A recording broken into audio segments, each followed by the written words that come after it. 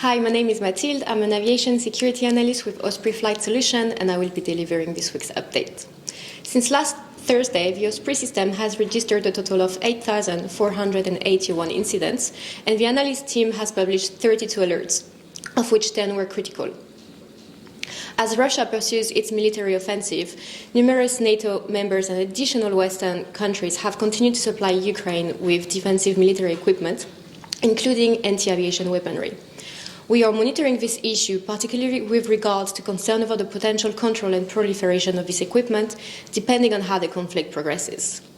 Concerns regarding possible overspill of the conflict have been highlighted by reports of drone incursions into Hungary, Romania, Poland, and further afield in Croatia.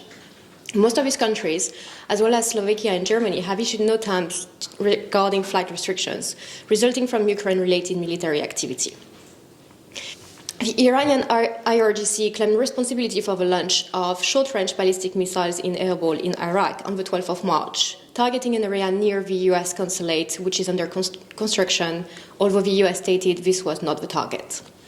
Elsewhere, on the 11th of March, Yemeni Houthi rebels claimed they launched 9 drones targeting sites in Saudi Arabia, including in Riyadh, Jizan, and Aba, without specifying a time frame, though, although the previous day the Saudi Energy Ministry announced that an oil refinery in Riyadh was targeted by a weaponized drone. Additionally, on the 9th of March, a Houthi drone was down over Jizan province, which coincided with disruption at Jizan and Aba airports. On the 16th of March, North Korea launched a suspected intercontinental ballistic missile from its capital, Pyongyang, without having issued a related NOTAM in advance. The missile reportedly exploded shortly after launch. Meanwhile, in South America, law enforcement agencies in Colombia and Brazil have detained suspected members of transnational weapons trafficking networks using air cargo.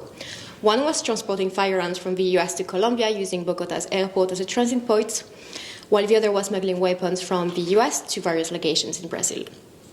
In COVID-related news, while many countries worldwide continue to ease travel restrictions for inbound passengers, China announced that from the 21st of March until the 1st of May, 106 international flights scheduled to land at Shanghai Airport will be diverted to 12 domestic airports due to rising infections.